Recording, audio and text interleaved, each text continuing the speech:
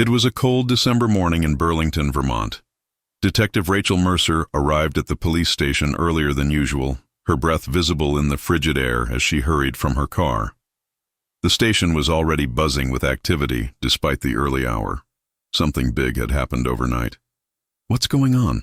Rachel asked Officer Jenkins, who was rushing past with a stack of files. "Got a John Doe in holding cell 3. Brought in for public intoxication last night. No ID. Refused to give his name. Standard procedure until he sobered up." Rachel shrugged. "Sounds routine enough." "Yeah, except when they went to process him this morning, they found these in his jacket." Jenkins slid a file across the desk. Inside were photographs of 3 missing persons from neighboring counties. All women. All disappeared within the last 6 months. All with handwritten notes on the back detailing locations. Rachel's interest piqued immediately. "Has anyone questioned him yet?" "Captain's waiting for you. Said you'd want this one." The man in cell 3 looked ordinary enough. Mid-40s, average height, thinning brown hair. Nothing remarkable about him except for his eyes, pale blue and unnervingly calm. He sat on the metal bench, posture relaxed, as if he were waiting for a bus rather than sitting in a police holding cell. "I'm Detective Mercer," Rachel said, pulling up a chair. "Want to tell me your name?" The man smiled slightly. "I think you'll figure it out soon enough." "And what about these?" She placed the photographs on the small table between them. "Care to explain why you had pictures of missing women in your possession?" "Those women aren't missing," he replied calmly. "They're exactly where they're supposed to be." A chill ran down Rachel's spine that had nothing to do with the December cold. Within hours, the station transformed into a command center. The FBI arrived by noon.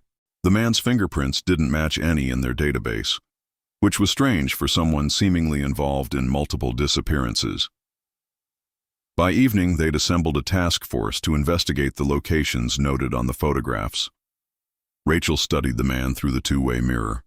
He hadn't asked for a lawyer, hadn't made a phone call.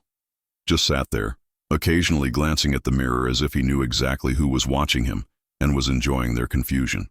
"We've got something," Agent Donovan said, entering the observation room. "First location checked out. Cadaver dogs hid on an area behind an abandoned farmhouse in Addison County. Forensics team is excavating now.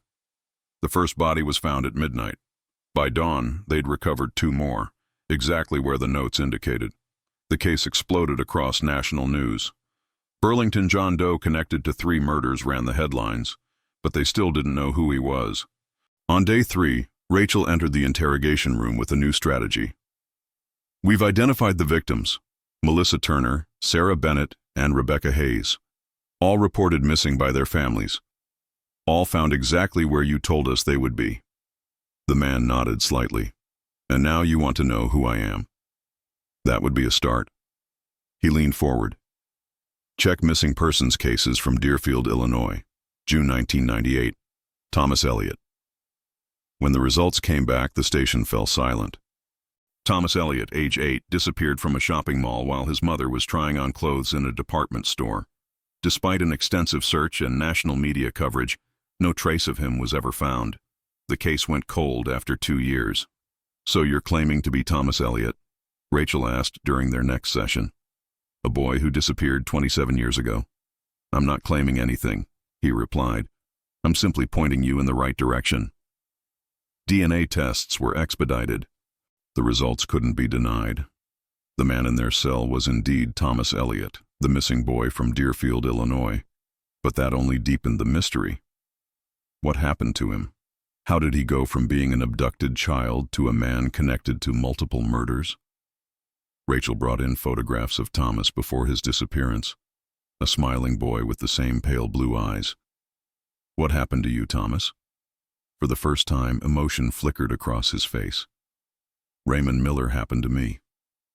The name unlocked another piece of the puzzle.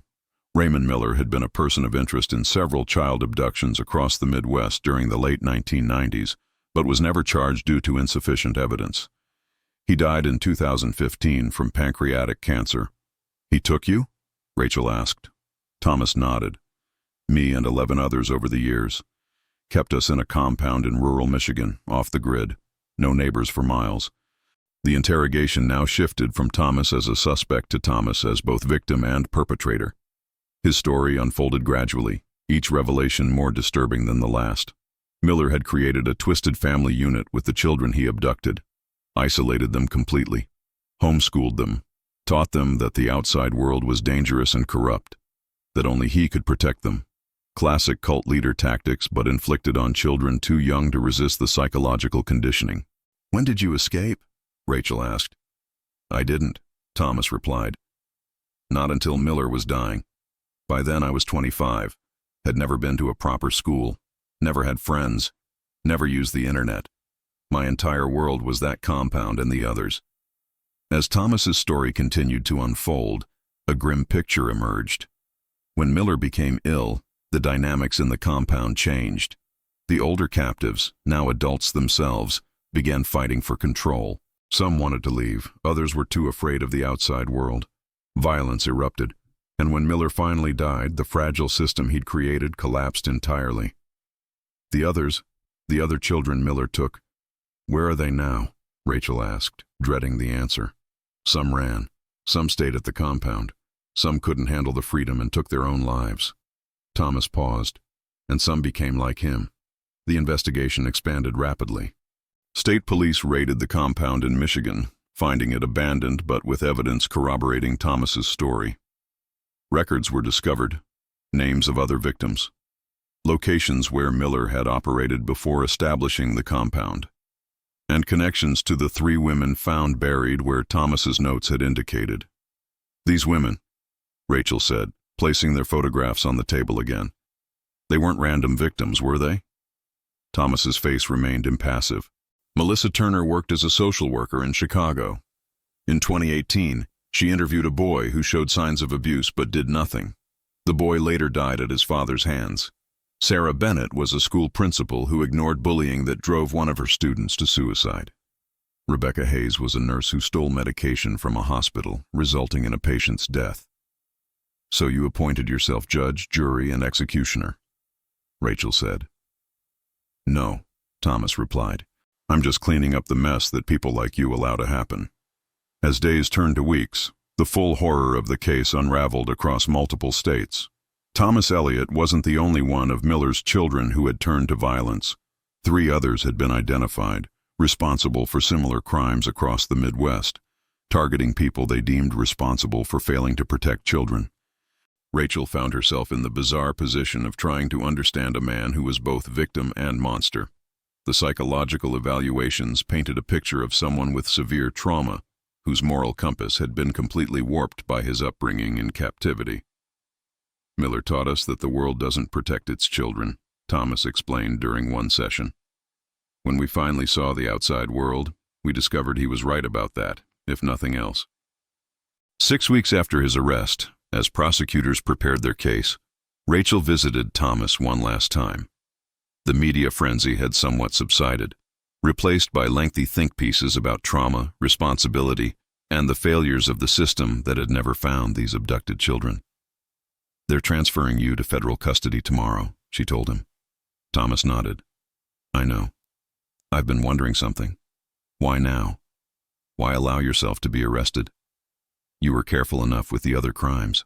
The public intoxication feels deliberate." Thomas smiled slightly. "Because the story needed to be told. Miller's dead. The compound is empty. But there are still 17 of his children out there. Some were taken as babies, never reported missing because they were born to women he'd abducted years earlier." Rachel felt her blood run cold. 17? Check Traverse City, Michigan. There's a woman there named Claire Willis. Except that's not her real name. She was born in the compound. Has 3 children now, Miller's grandchildren. Thomas leaned forward. And she's not the only one. The revelation sent shockwaves through law enforcement. Miller's legacy wasn't just the broken adults he'd created from abducted children. It was a second generation, born into his twisted worldview and now integrated into society. Rachel led the team to Traverse City, where they found Claire Willis working as an elementary school teacher.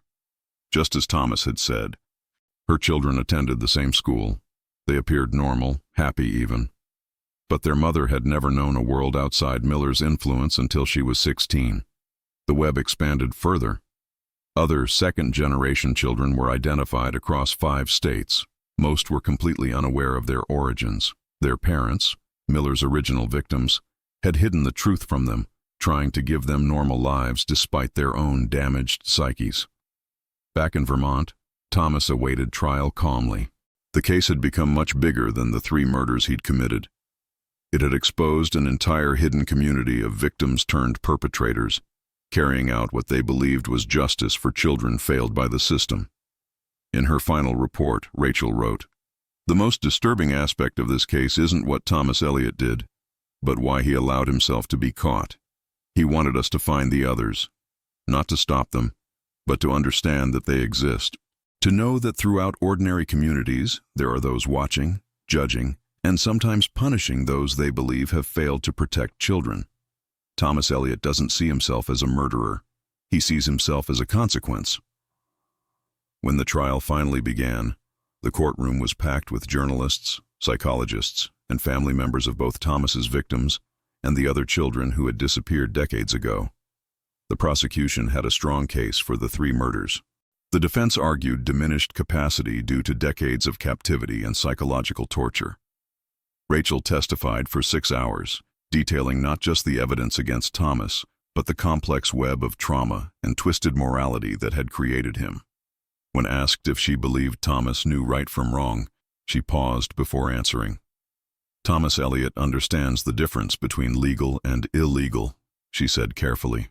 "But his concept of right and wrong was formed in captivity, under the influence of a psychopath. He believes he's delivering justice, and that's what makes him so dangerous." During cross-examination, the defense attorney asked her, "Detective Mercer, do you believe the system failed Thomas Elliott?"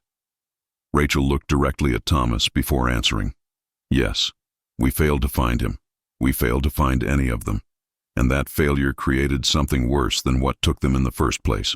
As the trial continued, more of Miller's former captives came forward, some turning themselves in for crimes, others seeking help before they acted on the urges their upbringing had instilled in them. A support network formed among the survivors. Those who had managed to build relatively normal lives reached out to those still struggling.